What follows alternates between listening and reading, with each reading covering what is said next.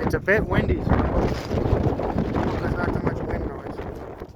But anyway, I'm going to do a test with some of these smaller guns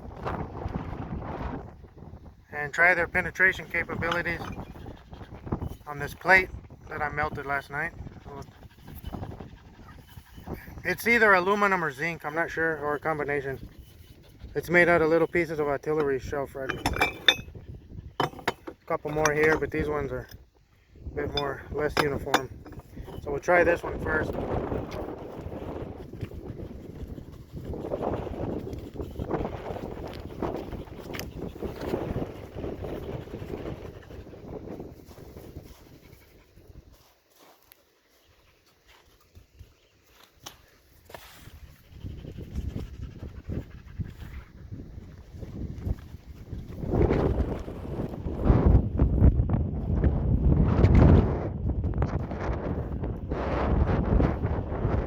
I guess we'll try this one first.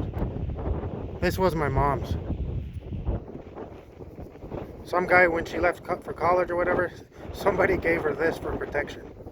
And this was one of my first gunsmithing attempts. I put a longer barrel in it. He used to have a barrel that was about half the length. It's pretty much an RG-10. This is actually the American-made one, after they banned them from importation. This is CDM production to New York. I don't know if you can see it. But I put a barrel from an RG-10. It was made in Germany. And this is 22 short. The cylinder gap used to be real bad. And I remember as a kid, this gun would bounce off of plywood. Let me get my earplugs in. What's this crap? The wind had died down until I got out here and it started up again. Make sure sometimes the cylinder doesn't index all the way. Let's try to get this straighter.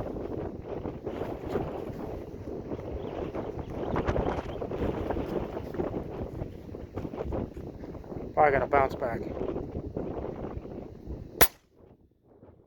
Yeah, that didn't do anything to it.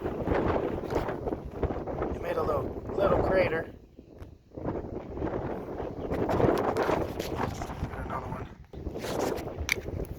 We'll try this one. It's got a longer barrel. It's also a 22 short. Now this is an actual Colt. It's a single shot. It's not really a revolver. You got to take it apart to load it. Get it put back together with two hands. This must be the worst Colt ever made. It's kind of fun, but even shooting shorts, it's gotten beat up and all messed up. The barrel is actually zinc, solid zinc. It's rifled with no barrel liner. It's not really made to be shot. I think these came in a display case. These were made for the Civil War Centennial.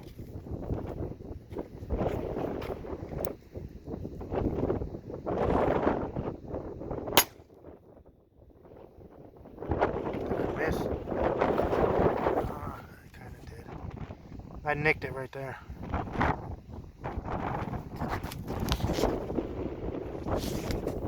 We'll step up a little bit in power with the Remington Golden Bullet 22 long rifle.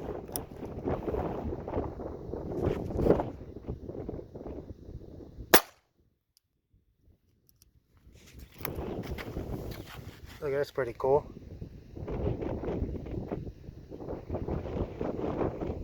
It left a bigger divot. I think that 22 short hit an imperfection is what busted so much out. Well, now we'll go up to a 25. Colt 1908 vest pocket, made in 1920. This is actually a friend's gun. The funny thing is, he's never shot it. He bought it and brought it down for me to hold onto it. And boy, I wish this was mine. Other than the ammo costing a lot, this thing's a lot of fun. The first round will be an Aguila, and the second round is a Fiocchi. Just want to see if there's any difference between the power.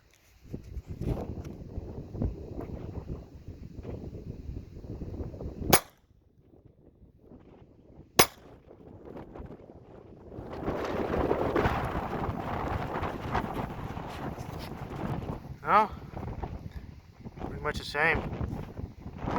Hey, but look, Look how much better those did than either of the shorts or the long rifle.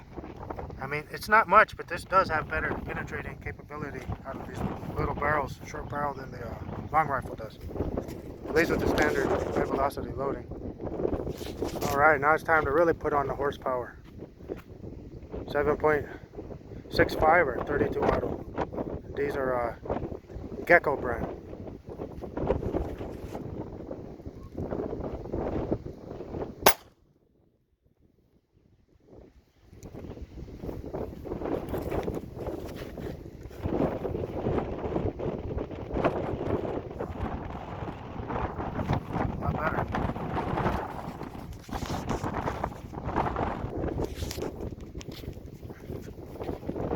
Now we'll try the 380 with the Fiocchi.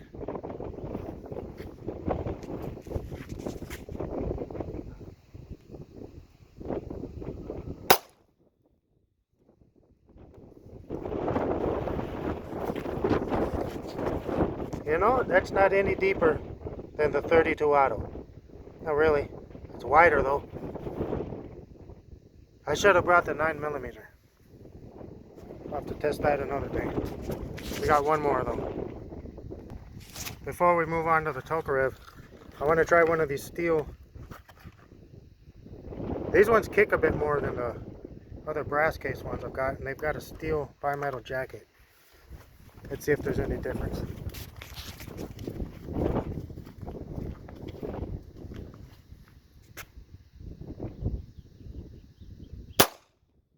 Yeah, that definitely kicks a lot more, and it jammed.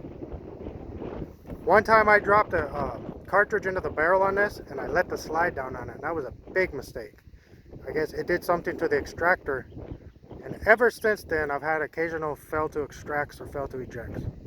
I guess I need to take it apart and bend that extractor or something. But that did a bit more damage. Look at that. It's actually quite a bit more.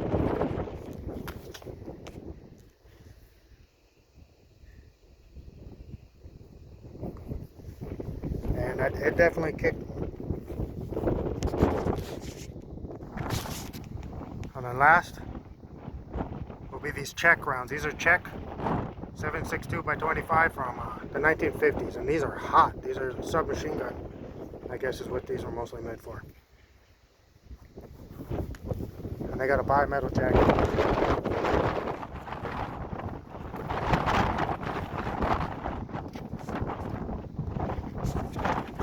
Oh, hopefully this doesn't bounce back and kill me.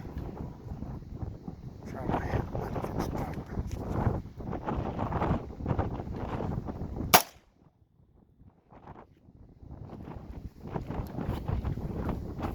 Well, I thought it actually might go through.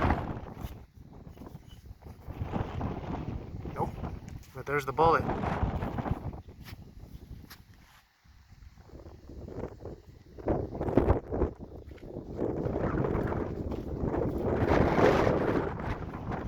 I think this plate needs a test with a 9x19 and a 45 auto. I'm sure that's going to penetrate the most. That one's going to be the best. This thing's probably about an inch.